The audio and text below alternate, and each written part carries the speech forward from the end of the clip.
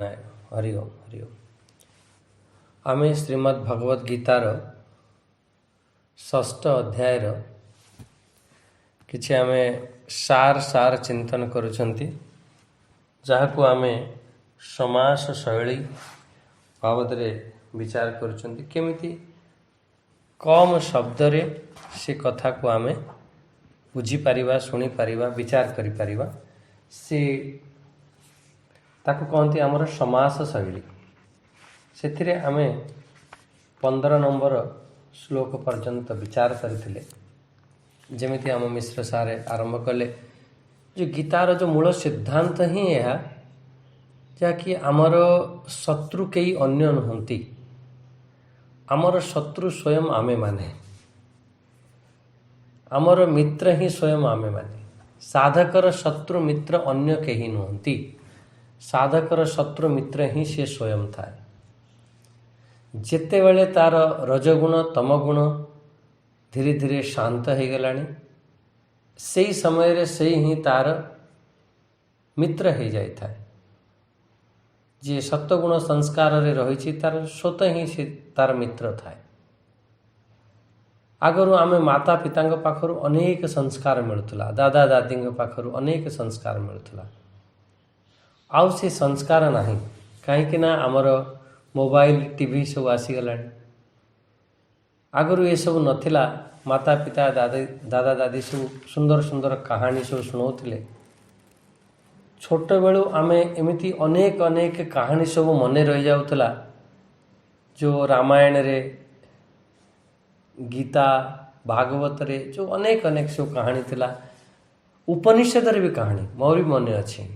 सेतबेले आमे कौन सी उपनिषद पाठ करनथिले, वेद पढ़ी नथिले, से वेद रो अनेक कहानी हमको मने थिला। नचिकेता से जो प्रसंग थिला ये छोट बेलू मने थिला। जेमिति राजा हरिश्चंद्र हेले एमती। तेणु ये कहिबार कथा, ये आगुरु सब छोट बेलू ही आम भितर संस्कार पड़ जाउथला। आजिकाली जो टीवी मोबाइल कारण ये सब आपण माने सब बुझुछंती। आ गोटे जेमिति ये सब बीमारी थाए, जमी गोटे टीबी बीमारी, कैंसर बीमारी, ये सब बीमारी थाए ना, से परी ये गोटे गोटे सब बीमारी आम भितर कीटाणु विषाणु जीवाणु सब पशि आसला। माँ बापा सी पिला गर्भर थिला अवस्था भी से माने भी सही परी देखुचंती। देखिबा पिला को भी सही परी संस्कार पड़ी गलानी। आ जेतेबेले सी जन्म होउचंती हो सारा पर आजिकली मोबाइल जेतबेले धरौचंती, सी एतबेले सुंदर सुंदर आसुची। माँ बापा तो एते सुंदर आ कहि परिबेनी ना, जिते सुंदर मोबाइल रे देखा जाउची। सेतिपई माँ बापा भी एमिति संस्कार देले, जदि पिला न खाउची कि कुछ कांदुची बदमाशी करुची तो मोबाइल धरी दउछन। ये संस्कार मोर कहवा कथा जे आमे संस्कार सब एमिति पड़ी जाउची। पड़ी जावा कारण आमे जानी पारु नांती छोट बेलू आम पिला मानकर मनर संस्कार बदलुची। जेमिति गोटे दृष्टांत देखंदो, एबे डिसेम्बर 25 आसुची, नुआ वर्ष आसुची। केते के माने बोतल उड़ीबो जे ता ठीक ठिकाना ना। प्रकृत रे ये हिंदू मानकर पर्व नुह, हिंदू मानकर नुआ वर्ष नुह। आमर तो चैत्र अमावास्या रे आमर हिंदू मानकर नुआ वर्ष मानती। आम ओडिया रो जो नुआ वर्ष आमर जो पांजी बदले से आमर जो जेतेबेले सूर्य आमर बैशाख मासरे सूर्य जेतेबेले मेष राशि रे प्रवेश करे, एमिति ये सब आमे मानती। से समय रे आमे नुआ वर्ष नुआ पांजी एमिति मानि थांती। आमर नुआ वर्ष सब केमिति ने इंग्रेज मानकर नुआ वर्ष आमर नुआ वर्ष आमे मानि नउछंती। पूरा तांकर नकल उतारुछंती। जेमिति सी व्यवहार करुछंती, चाली चलन अछि, पिंधुछंती, से भली आमे पूरा नकल उतार दउछंती। इंग्रेज ना पढ़ से कथा मु कहू नाही जे इंग्रेज पढ़ नाही किए नाही, किंतु तांकर जो सब बेड कल्चर अच्छी, सब संस्कार अच्छी, से संस्कार को आम भितर आनिबानी, बस यही हूँ कथा। देखो व्यक्ति जो गोटे साधक या व्यक्ति तार शरीरर परतंत्रता अच्छी, किंतु तार बुद्धि स्वतंत्र अच्छी। फिर से दिने ना दिने तार शरीर को भी स्वतंत्र बने न। ये बहुत इंपोर्टेंट कथा, बहुत माने विचारणीय कथा। आउ थे मुझे कहीदे, जदि आमर शरीर परतंत्र अच्छे किंतु मो बुद्धि स्वतंत्र अच्छे। यदि मो बुद्धि स्वतंत्र अच्छी ताहले मोर ये शरीर को मु धीरे ना दिने माने दिने ना दिने मु स्वतंत्र करने। अच्छा मो शरीर स्वतंत्र अच्छे किंतु मो जब बुद्धि परतंत्र हो गला ताहले मो जेते भी माने मु स्वाधीन थिला परे भी मु केबे भी स्वाधीन हो पारिबी नाही कहीं ना मो बुद्धि परतंत्र अच्छे। इंग्रेज माने आसिले से मानकर से विचार कले एंकर बुद्धि को केमिति आमे परतंत्र करिवा केमिति पराधीन करिवा पास सही बुद्धि को पराधीन भले ही से माने राज्य शासन करथले किंतु आम शरीर को पराधीन रखुଥିଲେ किंतु आमे स्वतंत्र थिले किंतु से माने जानी पारिके आम बुद्धि को केमिति परतंत्र करिवे ता पय बहुत षडयंत्र कले बहुत षडयंत्र करिके आमे हमर बुद्धिगत हमको गुलाम करदेले। इंग्रेज तो पळेले हमको स्वाधीन करदेले किंतु आमे घोर पराधीन हो गले। पराधीन कौ दृष्टि कहीं आमे बुद्धिगत आमे पराधीन हो गले। सही परी ये सब केमिति आमे स्वतंत्र रहिबा केमिति आमे स्वाधीन रहिबा ये आमर श्रीमद् भगवत गीता आमर बुद्धि केमिति स्वाधीनता को प्राप्त करिवो स्वतंत्रता को प्राप्त करिवो से कथा आमर ये श्रीमद् भगवत गीता हमको शिखाई थाए। अच्छा ताहले आमे एठी जो विचार चलथिला ध्यान जोगर आमे सब प्रवेश करछन्ती ध्यान जोगर बढ़िया ठीक ठाक आमर आसन हवा दरकार। जो आसन रे आपण ध्यान करछन्ती साधना करछन्ती सी आसन टी आपणक पाखरे सदा एक आसन रहू पवित्र आसन रहू पवित्र देश रे आपण बसंतु। सेथिपाई आमर गोटे घर ठाकुर घर बनाउथिले कौन पे ठाकुर घर बनाउथिले ठाकुर तो सब जगह अच्छे ठाकुर घर बनवार कौन अच्छे कहला ना गोटे पवित्र देश था। आपण कहिबे बेड रे बसिकी ध्यान करिवे कि बेडरूम रे कि जोठी चप्पल जूता रहउची सेठी बसिकी ध्यान करिवे कि जोठी कुकुड़ा हणा जाउची छेली मेंढा हणा जाउची सेठी बसिकी ध्यान करिवे सेठी न गोटे पवित्र देश दरकार। आजिकल तो देखुची लोक मैंने पार्क रे बुलुचंती बुलिकी योगा करी सेठी ध्यान करी मैंने कौन करथलो ना ध्यान करके आसिले कोठी ध्यान कल ना पार्क रे अरे जूता पिंधि चपा हाँ से जूता पिंधि पिंधि ध्यान करदेले ठीक अच्छी किंतु से बाबा सेपरी ध्यान हवा नहीं एमिति कौन ध्यान है थाए ठीक ठीक भाव रे आमे करिबा केमिति केमिति करिबा ये सब आमर अनेक अनेक सब उपाय कहते एथरे कहते जे आमे चुपचाप है कि आखि की बंद करिकी आखि पूर्ण रूप से बंद नुह आमर ये जो कला कला पोतुली अच्छे ना जो डोला जा कहते से डोला अच्छी डोलाटी बंद रहिबो तलर जो धड़ा अंश सी टिके खोला रहिबो जेमिति द्विज चांद द्वितीय चंद्रमा जेमिति हल्का पतला धड़ा थाए ना से भली आमर आखि टिके खोला रखिकी आमे ध्यान करिबा। अरे सबुठारु बड़ कथा है देखंतु आमे सी सदा आत्मा को ईश्वर पाखरे आमे जोड़िकी रखिबा ध्यान रोच मुख्य उद्देश्य तार नियम को आमे केबे खंडित करवा कथा न यदि सकाळे आमको समय न मिलला गोटे नियम बनाओ जे मु प्रत्येक दिन ध्यान करिबि चाहे जाओ सकाळे कौन सी कारणवशत आमको समय मिलला नहीं कौन सी व्यस्तता जीवन है दुपहर कर दियो सेकेंड मीटिंग रे कर जदि न करि पारुछ संध्या बेले कर ध्यान नियम को आपण भांगिबे मु प्रत्येक दिन मेडिटेशन करी जहाँ भी हो टिके मु ध्यान रे बसिबी से परमात्मा को स्मरण करी एमती गोटे सुंदर जन महापुरुष आमर योगी अरविंद आपण सब जानी तांकर से बहुत माने से गोटे बढ़िया कथा तांको जीवन रे लिखिथिले तांकर जन्म थिला इंग्लैंड रे जन्म होइथिले सेठारे से नागरिक प्राप्त करथिले आ सेठारे से पढ़ी लिखी सब किछि सेठारे थिले सेठारे जेतबेले थिले सी स्वयं तांका लेखारे से कहिसेंती इंग्लैंड रे सब पढ़ाती कौन जानी पढ़ाती आम भारतवासी से माने सब जंगली सब जंगल रे रहिला वाला लोक से मानकर ना खाइबार तांकर ठीक अच्छी ना ताको ठीक भाव रे से माने कपड़ा पिंधिबा जानी ना ठीक भाव रे तांकर कौनसी आचरण तांकर अच्छी से माने जेमिति जंगल रे आदिवासी माने रुहंती जंगली माने रुहंती सेही परी भारतवासी माने रुहंती ଏଇଭଳି ତାଙ୍କୁ ସବୁ ପଢ଼ା ଯାଇଥିଲା ଅରବିନ୍ଦ। ଆଉ ତାଙ୍କର କୌଣସି ମାନେ ସବୁ ସାହିତ୍ୟ ନାହିଁ, ଯେମିତି ଗାୟାଳ ମାନେ ଗାଈ ଚରଉଥିଲା ବେଳେ ଯେମିତି ଗାଆନ୍ତି ସେଇଭଳି ସବୁ ସେଠି ସବୁ ରୁହନ୍ତି। ସେ ସବୁ ଏମିତି ପଢ଼ିକି ଆସିଥିଲା, ତାଙ୍କ ଦିମାଗରେ ସବୁ ଏଇ ସବୁ ଥିଲା। ଆଉ ସିଏ ଯେତେବେଳେ ଭାରତ ଆସିଲେ, ଆସିକି ଭାରତର ସେଇଭଳି ଲୋକଙ୍କୁ ଦେଖୁଥିଲେ। ଦେଖୁ ଦେଖୁ ଏଇ ଶ୍ରୀମଦ୍ ଭଗବତ ଗୀତା ତାଙ୍କ ହାତରେ ପଡ଼ିଲା। ହାତରେ ପଡ଼ିଲା ଯେତେବେଳେ କହିଲେ ଶ୍ରୀମଦ୍ ଭଗବତ ଗୀତା ଇଏ କ'ଣ ଗ୍ରନ୍ଥ ଏଇଟା। ଦେଖୁ ଦେଖୁ ଏଇ 6ଠ ଅଧ୍ୟାୟ ହିଁ ବାହାର କଲେ। 6ଠ ଅଧ୍ୟାୟ ଯେତେବେଳେ ଖୋଲିଲା, କହିଲେ ଆରେ ଇଏ ତ ବହୁତ ସୁନ୍ଦର କଥା, ଧ୍ୟାନରେ କେମିତି ପ୍ରବେଶ କରିବା, ଭିତର ଅନ୍ତର ଆତ୍ମାକୁ କେମିତି ଦର୍ଶନ କରିବା, ଇଏ ତ ସବୁ ଲେଖା ହେଇଛି। ସେଇଠୁ ସେ ଧ୍ୟାନରେ ବସିଗଲେ। ଆଉ ସେ ଯେଉଁ ଧ୍ୟାନର ଯେଉଁ ଆନନ୍ଦ ମିଳିଲା ନା, ସେ ଆନନ୍ଦ ମିଳିବା ଯେତେବେଳେ ଆରମ୍ଭ ହେଲା, ଏମିତି ହେଲା ତାଙ୍କ ଜୀବନ ପଡ଼ିବେ ସେ ଚାକିରିରୁ ରିଜାଇନ୍ କରିଦେଲେ। ରିଜାଇନ୍ କରିକି ପଣ୍ଡିଚେରୀର ଗୋଟେ ବଢ଼ିଆ ଆଶ୍ରମ ବନେଇଲେ, ଆଉ ସେଇଠି ରହିଲେ। ଆଉ ଫେର୍ ଲାଷ୍ଟ ସେ ଲେଖିଛନ୍ତି ଯେ ମୁଁ କହିପାରିବି ଯେ ଶ୍ରୀମଦ୍ ଭଗବତ ଗୀତା ଯେ ଆମର ଏକ ଦୁନିଆର ଏକ ମହାନ ଗ୍ରନ୍ଥ। ହିନ୍ଦୁ ଧର୍ମର ଏଇ ଯେଉଁ ଗ୍ରନ୍ଥ ଅଛି, ସେ ଦୁନିଆର ସବୁଠାରୁ ଶ୍ରେଷ୍ଠ ପବିତ୍ର ଗ୍ରନ୍ଥ ଯଦି ଅଛି, ଆମର ଏଇ ଶ୍ରୀମଦ୍ ଭଗବତ ଗୀତା ଅଛି। ତେଣୁ ସେ ଯିଏ ଅନୁଭବ କଲା ସେ ହିଁ ଜାଣିପାରିବ। ତେଣୁ ଗୀତା ଆମର ଆତ୍ମାକୁ ଶାନ୍ତି ପ୍ରଦାନ କଲା ବାଲା। ଗୀତା ରୂପୀ ଗ୍ରନ୍ଥ ହିନ୍ଦୁସ୍ତାନରେ ଯେଉଁ ଅଛି, ସିଏ ଅଖଣ୍ଡ ଶାନ୍ତିକୁ ପ୍ରଦାନ କରିଥାଏ।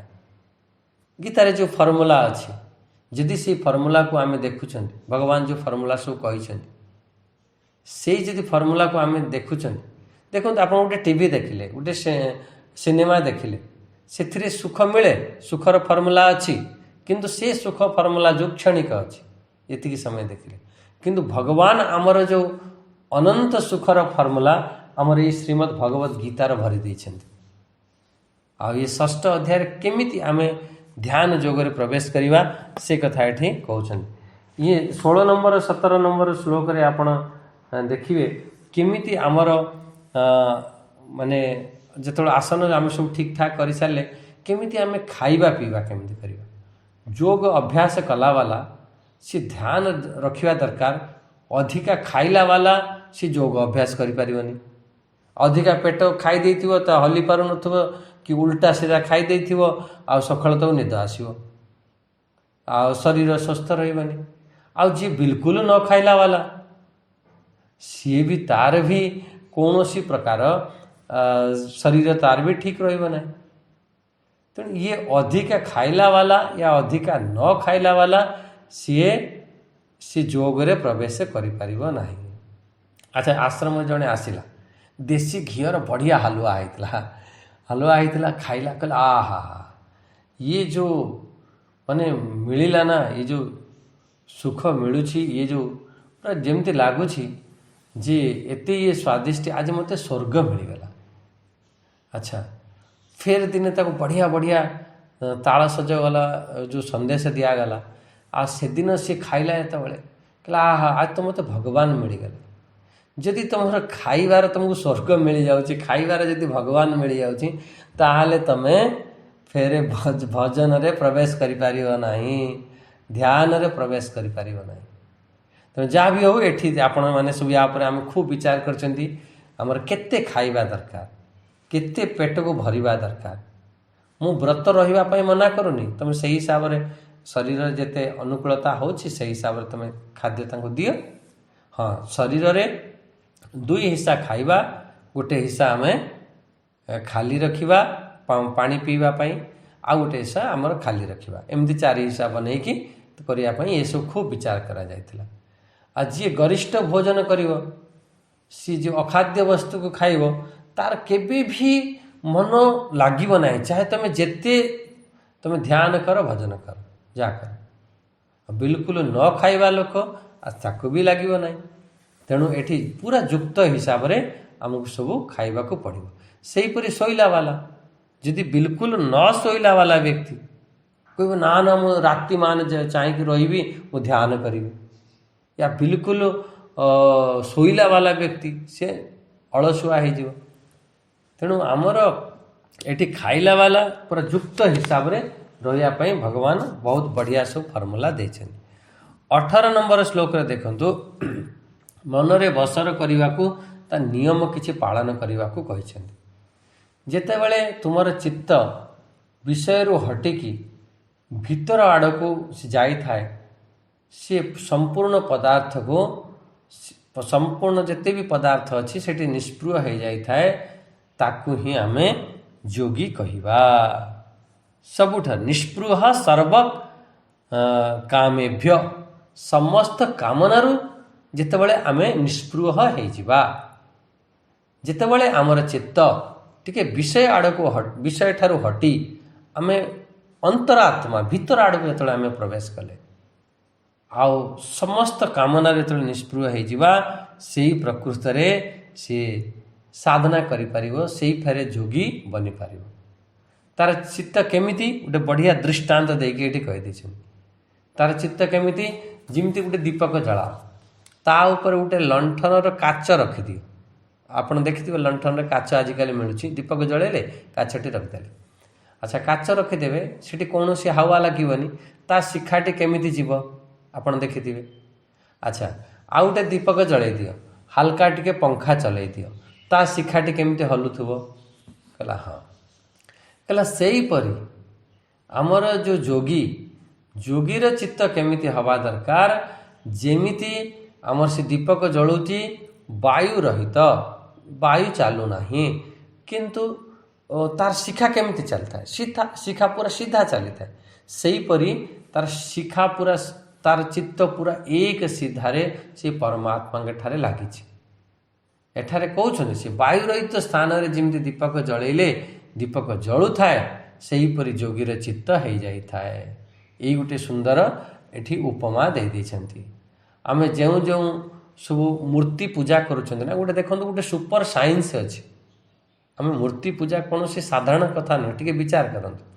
କେମିତି ଆମର ଧ୍ୟାନରେ କେମିତି ଆମେ ଭିତରେ ମୂର୍ତ୍ତି ପୂଜା, ମୂର୍ତ୍ତି ଚିନ୍ତନ ଦ୍ୱାରା କେମିତି ଭିତରେ ପ୍ରବେଶ କରିପାରିବା। ଦେଖନ୍ତୁ, ଗୋଟେ ବାଜା ବାଜୁଛି, ଜଣେ କେଉଁଠି ନାଚ ଦେଖିବା ପାଇଁ ତୁମେ ଯାଇଛ, ନାଚ ଦେଖୁଛ, ସେ ସମୟରେ ଯେତେବେଳେ ବାଜା ବାଜିବ କି ନାଚ ଚାଲୁଥିବ, ଆମର କ'ଣ ହେବ ଜାଣିଛ? ଆମ ହାତ ଗୋଡ଼ ହଲୁଥିବ, କାହିଁକିନା ସେ ବାଜା ହିସାବରେ ଆମ ହାତ ଗୋଡ଼ ହଲୁଥିବ। ଆଉ ସିଏ ନାଚୁଛି, ସେଇ ହିସାବରେ ଆମର ବି ଅଙ୍ଗ ପ୍ରତ୍ୟଙ୍ଗ ହଲିବ। ଇଏ ଆପଣମାନେ ସବୁ ଜାଣିଛନ୍ତି ଆପଣଙ୍କ। ଆଚ୍ଛା, ଯେଉଁ ବ୍ୟକ୍ତି ଶାନ୍ତ ହେଇକି ଯେଉଁଠି ବସିଛି, ସେ ଚୁପଚାପ ଶାନ୍ତ ହେଇକି ବସିଛି, ଆପଣ ତା ପାଖକୁ ଯିବେ, ଆପଣ ବି କିଛି ସମୟ ଚୁପଚାପ ହେଇକି ବସିବେ। କାହିଁକି ନା ସିଏ ଶାନ୍ତ ହେଇକି ବସିଛି ନା, ଶାନ୍ତ ହେଇକି ବସିଛି, ସେହିପରି ଆମେ ବି ଶାନ୍ତ ହେଇକି ବସିଥାନ୍ତି।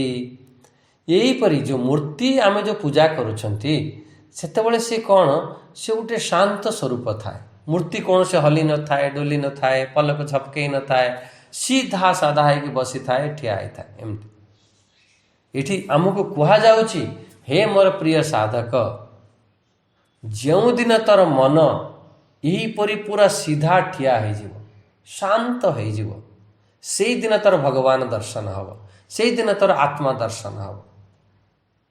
ଯେମିତି ମୂର୍ତ୍ତି ସିଧା ଅଛି, ସେହିପରି ମନକୁ ସିଧା ରଖ। ଏଠି ମାନେ ସେଇ କଥାକୁ ଦେଖନ୍ତୁ କେମିତି ଆମର ଏ କଥାକୁ କୁହାଯାଉଛି, ଦେଖାଯାଉଛି। ଆମର ଇଏ ପୁରା ସେଥିପାଇଁ କୁହାଯାଏ, ଇଏ ଆମର ସୁପର ସାଇନ୍ସ। ଆମର ପ୍ରତ୍ୟେକ କାର୍ଯ୍ୟ ଯେମିତି ଗୋଟେ ଦୀପକ ବାୟୁ ରହିତ ସ୍ଥାନରେ ତାର ସିଧା ହେଇକି ତା ଲ ଜଳେ, ସେହିପରି ସିଧା ହେଇ ସାଧକର ତାର ରହିବା କଥା, ତାର ଚିନ୍ତନ, ତାର ଚିତ୍ତ ସେହିପରି ରହିବା କଥା। ଆମେ ଉପରେ ଚୁପଚାପ ହେଇକି ବସିଯାଆନ୍ତି, କ'ଣ ଆମ ମନ ଶାନ୍ତ ଅଛି? ଆମ ମନ ଶାନ୍ତ ନଥାଏ। ଆମେ ଉପରେ ତ କହନ୍ତି, ଆରେ ଆଖି ବନ୍ଦ କରିକି ଚୁପଚାପ ହେଇକି ବସିଗଲେ, ଘଣ୍ଟେ ବସିଗଲେ, ମନ ତମର ଶାନ୍ତ ଅଛି କି ନାହିଁ? କହିଲେ ମନ ତ ବହୁତ ବିକ୍ଷିପ୍ତ ଅଛି। ଶରୀର ସାଙ୍ଗରେ ମନକୁ ଆମେ ବାନ୍ଧି ନିଅ, ତେବେ ତ କେମିତି ଆମେ ଯୋଡ଼ିଦେବା ଶରୀର ସାଙ୍ଗରେ ଆମର ମନକୁ ଯୋଡ଼ିକି ସେ ପରମାତ୍ମାଙ୍କ ସାଙ୍ଗରେ କେମିତି ଆମେ ମନକୁ ଯୋଡ଼ିବା। ଦେଖନ୍ତୁ, ଆମ ଘରେ ଲାଇଟ୍ ଆସୁଛି, ସେ ଲାଇଟ୍ କେତେବେଳେ ଆସିବ? ଯେତେବେଳେ ଆମର ଘର ଲାଇଟ୍ ପାୱାର ହାଉସ୍ ସାଙ୍ଗରେ ଯୋଡ଼ା ହେଇଥିବ, ସେତେବେଳେ ଆମର ଘରର ଲାଇଟ୍ ହେବ। जदि पावर हाउस सांगर जोड़ी नथिव ताहले आमे जेते बटम खट खट खट खट कर तेबे भी लाइट पाइब नाही। सही परी तुमर मन जेतेबेले परमात्मा का सांगरे जोड़ी हो से प्रकाश को आमे अनुभव करवा।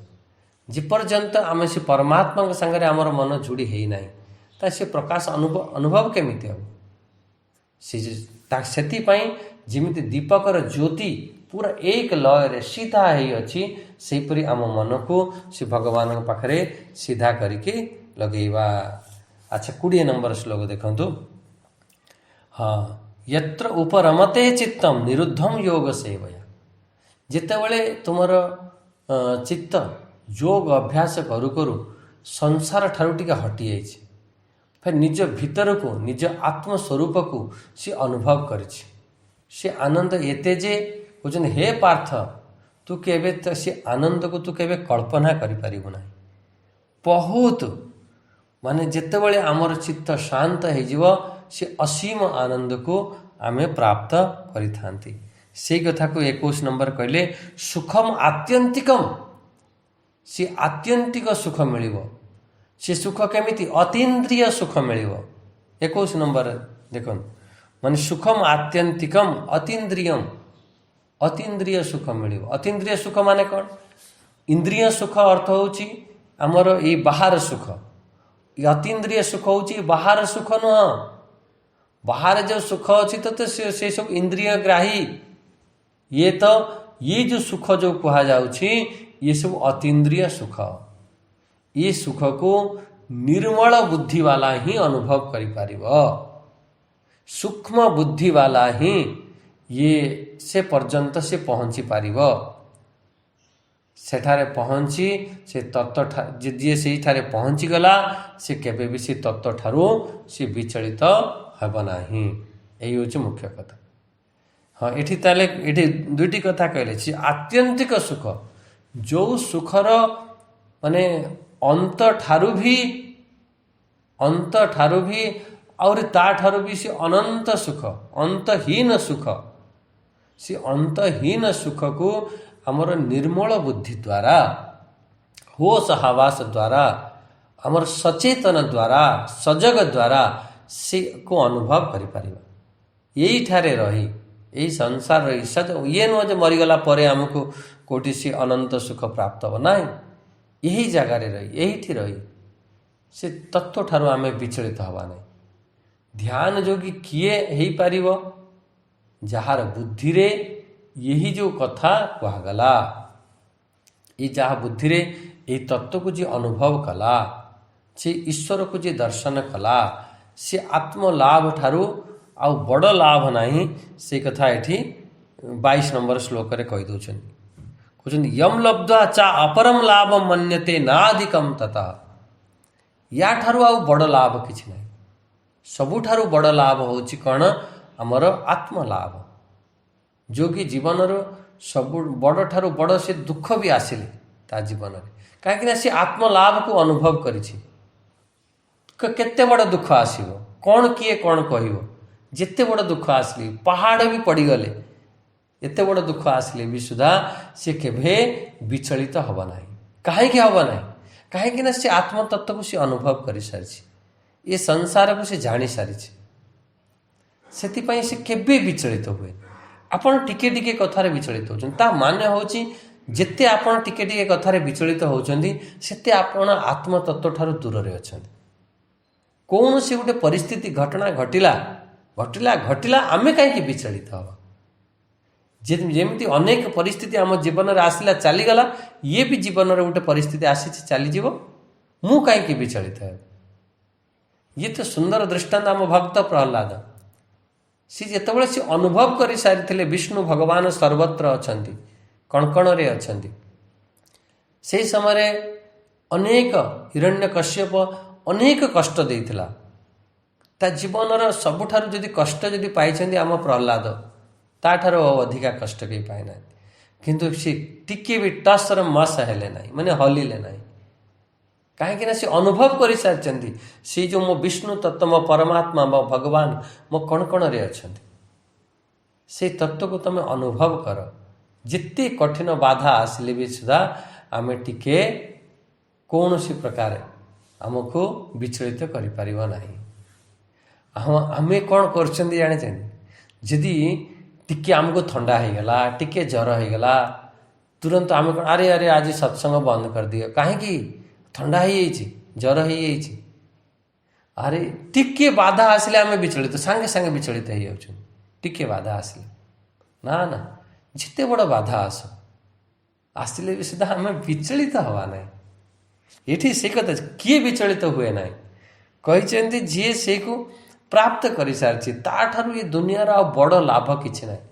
तमें भाव तुम एतेटा बड़ बिल्डिंग बनई देच एते गाड़ी किणी देच एते फॉलोवर्स अच्छी घर अच्छी द्वार अच्छी बहुत लाभ कमे देच तुम दिमाग यही हूँ लाभ किंतु भगवान कहते ना ना ना सी सी लाभ नुह प्रकृत लाभ हूँ जी से आत्मतत्व को अनुभव करिछि प्राप्त करिछि तार मुख्य हूँ जेकोसी परिस्थिति आसीब से कौन सी प्रकार विचलित हब नहीं जिते भी जेकोसी परिस्थिति आसिल ताहले आमे एठी बुझले कौन जे कौन सी परिस्थिति अच्छा ध्यान दब जमीती मु सत्संग शुणिबी डेली मु सत्संग शुणुची कौन सी मोर गोटे परिस्थिति आसीगला कौन आगे प्रथम सत्संग शुणा बंद करदे अरे सत्संग तो मिल जावा आगू मिल जावा ना ना ना ये फिर तामाने तुम विचलित हो गल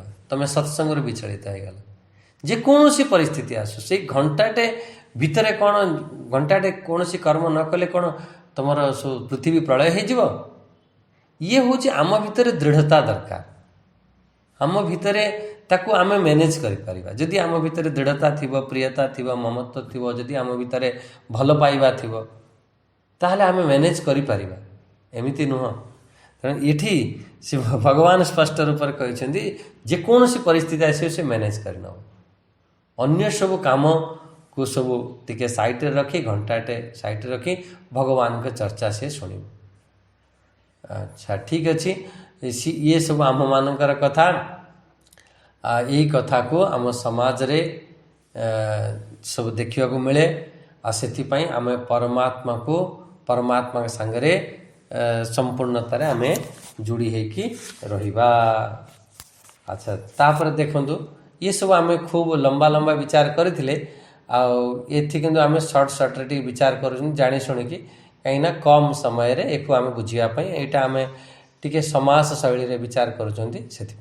अच्छा श्लोक संख्या 23 नंबर टे देखु 23 नंबर श्लोक रे ये तो बढ़िया कथा कही माने जदि जोग को तू ठीक भाव रे बुझिलु फिर तते केवे दुखर संजोग हब नहीं। तू जोग जानिलु जोग कौन कहला हाँ कहला फिर दुखर संजोग हबनी से जोगर माने 2 दिन 4 दिन करदेले से जीव से कथा नु ताहापाई आमको बहुत धैर्य दरकार बहुत आम भितर उत्साह दरकार। आम कहले बस 2 दिन 4 दिन कले हो गला बोले भगवान ये बढ़िया बढ़िया सब शब्द देते सब देते आम सब विचार करते मैंने ये कहले दुख संजोगर वियोग के जोग कहते जो जो जगार दुख संजोग कौटी हुए जानी जोटी विषय संजोग हम से जगार दुखर संजोग तेणु से विषय संजोगर वियोग आमर जे जो जो जगार आमर आकर्षण बुद्धि अच्छी ममत्व बुद्धि अच्छी से जगार आमर दुख हवा आरंभ प्रकृत रे दुख सेठी दुख कौन सी जगार नहीं जो जगार तुम विषय संजोग हम ममत्व भाव संजोग हम अभिमान संजोग हम से जगार दुख मिल लोक मरी जाती मरीगले कौन दुख हुए प्रकृत रे दुख हुए कौटी दुख हम जदि मो लोक मरीगला ममत्व जदि जोड़ से दुख हम ये पूरा सिद्धांत ये अच्छे लोक मरीगले केवे दुख हुए लोक बीमार पड़े केवे दुख हुए लोकरे धन चलीगले केवे दुख हुए यदि मो धन चलीगला मो लोक बीमार पड़गला मो लोक मरीगला जदि मु मोर भाव आसीगला ये दुख आमर आरंभ हुए ये हूँ गीतार किसी सिद्धांत अच्छी से जो मु मोर भाव को एको हटेवा, एको हटेवा पाई 2 दिन 4 दिन नुह एको ये कहते जोग अनिर्वीण चेतसा, ये गोटे बढ़िया शब्द थिला, या ऊपर आम खूब विचार करते। अनिर्वीण चेतसा हवा से आम ये नुह जी 2 दिन 4 दिन कहले बास बास बहुत ही गला यार कौन किसी मिलू ना कि हो ना ना एमती नुह। अनिर्वीण चेतसा ही आम पर से अभ्यास करवा, बार बार बार बार अभ्यास करवा। दुखर संजोगर वियोग को जोग कहती। जोग अनिर्वीण चेतसा धैर्य सहकार आम करवा। 2 दिन 4 दिन करदे बहुत हो गला ना ना किए एते करिव, एमिति भावु एमिति सब भाव आम जीवन में न आसो। निश्चयेन ये सनिश्चयेन जोक्तव्यो एमती शब्द प्रयोग कर सनिश्चयेन जोक्तव्य, निश्चय ही करवा ये भाव आशीर्वाद जे पर्यंत अनुभूति न होइछि से पर्यंत आम छाड़बार ना, निश्चय ही करवा। अच्छा तापर देखंतु 25 नंबर 26 नंबर सनै सनै भगवान ये सनै सनै शब्द कहते धीरे धीरे धीरे धीरे हमें एक बार में भाट से बैठ बसीगले बास धीरे धीरे धीरे धीरे जिते बड़े आमर पुरी रे मंदिर बनी पार नाला से कहले मंदिर बनी पारुनी कहीं आ देखला बेलू जिते भी सब माटी पकाउले सब बनी पारुनी।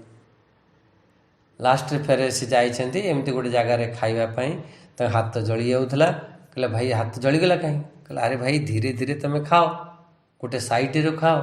सेठू कहले अच्छा, कहले जाओ सहीपरि मंदिर बनइब, धीरे धीरे गोटे साइड्रु तुम पोती पोती के चल तब जा मंदिर बनइब।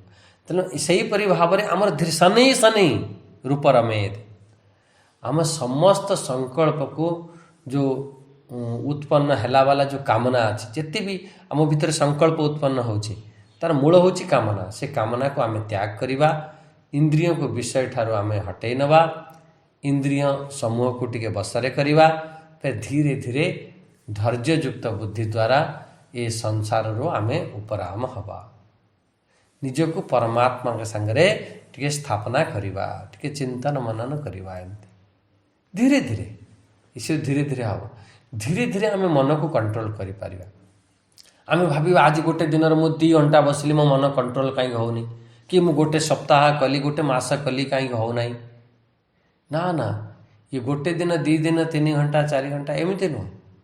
तुम प्रथम ध्यान आरंभ कर 5 मिनट 10 मिनट रू आरंभ कर, धीरे धीरे से ध्यान को बढ़ाओ, 2 घंटा 2.5 घंटा ध्यान तुम गोटे दिन बसी धीरे धीरे धीरे धीरे सब आराम से कर फिर देखिए धीरे धीरे ध्यान फेर आमर बढ़ेवा आरंभ कर, मन को फिर भितरे रख, किछि भी चिंतन करना, ये कथा कहते ध्यान रे एक स्थिति आसीबो, सेठारे कौन सी वृत्ति चलिबो नाही, कौन सी विचार चलिबो नाही, सेठी विचार शून्य अवस्था आसी जाए, मन रे कौन सी संकल्प विकल्प सेठी उठुची, संकल्प विकल्प धीरे धीरे सब शांत हो ताकू से संकल्प को धरिकी बस नहीं, गोटे विचार आसला आसला जाऊँच कौन सी प्रकार से गोटे स्थिति थाए, गोटे अभ्यास थाए, ताकू कर।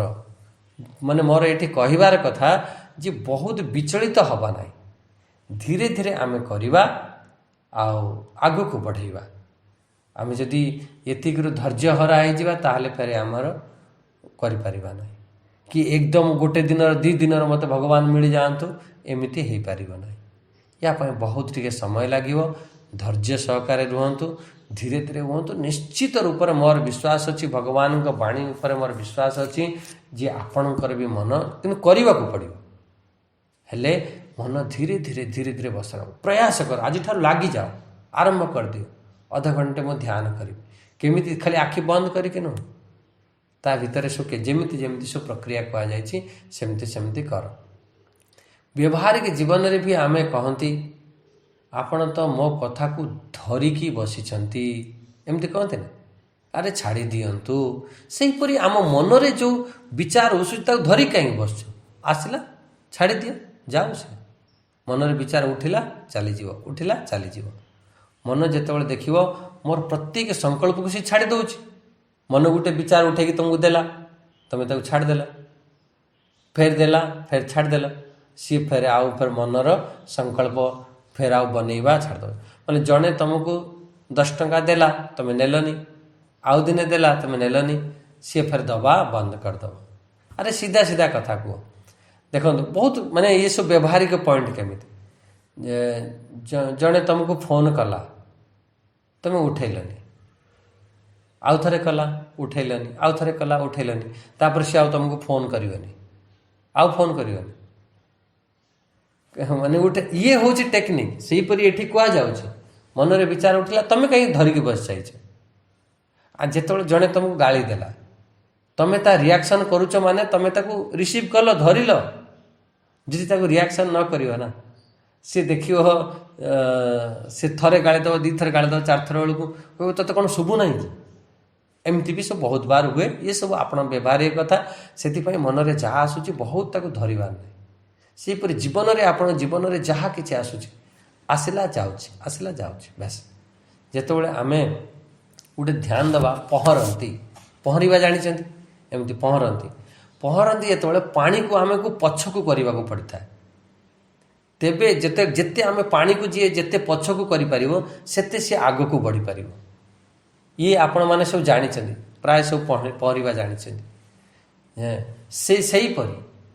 सेहीपरि जिते आम ये सब जीवन आमर मनर जो विचार आसूची जिते आम छाड़ीदवा, जिते जो गलत सलत संकल्प सब उठुची ताकू जिते आम धक्का मारिकी पछकू हटेदवा, सेते आम आग को बढ़ी जावा, आम लक्ष्य को प्राप्त करी जावा। यही तो सिद्धांत गीतार हूँ ये सिद्धांत कह जिते आम जीवन में आसू तो सब पछरे छाड़ दे कि बास पानी को धक्का मारिकी आम पानी जो पछकू धक्का मार आम आग को बढ़ी जावा। ये सब विचार जिते आसूची पछकू धक्का मार दियो तुम आग को बढ़ी जाओ। आ जदि से विचार को धरिकी बसीगल, जदि जड़े से हाथ पिटी हो छाटी बाड़ी हो सी के आग को बढ़ी पार ना। जदि से ही तुम विचार रे से ही तुम छोटिया कथार जदि तुम फसिक रही केबे तुम आग को बढ़ी पार ना। ये सब दृष्टांत भी अच्छी, या सांगे आप सिद्धांत भी बुझुं। अच्छा आउ गोटे बढ़िया कथा कहले देख, मन जुआड़े जुआड़े जाऊँगी ताकू धरिकी आणिकी भगवान पाखे बसाओ। एक कथा कही ये श्लोक संख्या 26 नंबर देख, यतो निश्चरति मन संचलम अस्थिरम, अच्छा ततोस्तत नियम्य तदा आत्मन्येव वशम नयेत। जुआड़े जुआड़े मन जाऊँगी सियाड़े सियाड़े आनी धरिकी आणिकी भगवान पाखे बसाओ। अच्छा गोटे दृष्टांत बुझे, आपण रोड पाखरे आपण घर अच्छे, आप गोटे छोट पिलाटे अच्छे, सी बार बार कौन कर रोड आड़ को जाऊँच, NH उपर घर अच्छी कि गोटे रोड पाखे घर अच्छे, आप कौन करेंगे से पिला को आणिक धरिकी बसे, सी जिते थर जाऊथुव सेते थर आणिक बसौथुव, 2 थर गला 4 थर गला तुम्हें आणिक जदि न बसे तुम रागी जी अरे जाऊ सी जुआड़े जाऊ एमती करके छाड़देव, ताहले फेर रोड उपर गले छोट छुआ कौटी गाड़ी धक्का मारदेव कौन हम फेर पुत्रर वियोग हो। तेणु पुत्र को जदि ठीक ठाक रखापी चाहूच ताल जिते बड़े भी सी जाऊँगी माँ सब ध्यान दौथा मो छुआ कुआड़े गला रोड उपर तो चलिए जाइनि ताको आनी धरिकी आनी बसे, धरिकी आनी बस टिके रोड उपर गले गोटे चापड़ा मारिक बस ये कहीं से रोड उपर जाऊँ एमती करद। पुत्र एक नादान से बहुत किसी जानी ना ताको धरिकी आणिकी बसा जाए। जिते बड़े किछि दिन ताको आणिकी धरिकी बसेला पर से बसला फिर धीरे धीरे धीरे धीरे धीरे धीरे सी फिर प्राउड हो गला आउ ता भितरे से आसीगला सावधान पूर्वक फिर आमर से भली मन को आणिकी धरिकी बसाओ। अच्छा धीरे धीरे धरिकी आनी जो बस तो छाड़ब ना सी आ कुआड़ जापर ना। फिर साधक को सही परी मन सांगरे 2 वर्ष 3 वर्ष पिला परी ताकू व्यवहार कर, जमीती गोटे 2-3 वर्ष पिलार व्यवहार करछ ना सेहीपरि साधकता मन को सेहीपरि व्यवहार कर। जुआड़े ता मन जाऊँच आणिकी भगवान का चरण में बसई दियो, एठी बस आउ कुआड़ तर जीवान ना। ओम ओम हे मन ये संसार जलुछि, संसार जलुथुवा निया या को छाड़िकी तू ईश्वर चिंतन रे तो बुड़ी जा। ईश्वरंकर जो चिंतन अच्छी ना सेठी कौन अच्छी शीतलता अच्छी शीतल रूपी जल रे तू बुड़ मार। ये दुनिया तो पूरा निआ फेकुची पूरा निआ निआ पकईकी तुमको तप्त कर दूची।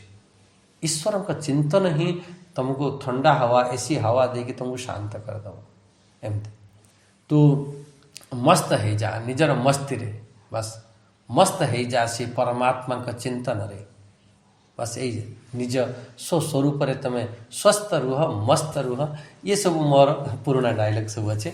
अच्छा ठीक अच्छे तेणु आम बुझले कौन जितेबाला से छुआ को बार बार आम बसैले किछि दिन पर जितेबाला से छुआ जानीज टे प्रौढ़ हो सी फेर आउ से रोड आड़ को जीव ना किछि दिन जो से जानीगला से बार बार मन को जितेबाला आम से हटेवा हटेक आणिकी बसैवा फिर गोटे दिन से स्थिति को प्राप्त कला परे फिर मन आउ एणे तेणे कुआडे जीव ना। अच्छा 27 नंबर 28 नंबर देखी दिंतु जी कहीदेले देखु ये जो रजगुण आ तमगुण अच्छे जार रजगुण तमगुण सब शांत होगला सत्वगुण रे जे स्थित होगला धीरे धीरे से ब्रह्म रूप बनिकी से अनुभव करें से ब्रह्म सांगरे से स्पर्श हो जाए बहुत बढ़िया बढ़िया ब्रह्म स्पर्शम अत्यंतम सुखम अस्मते जो ब्रह्म स्पर्श हुए से आत्यंतिक सुख मिले।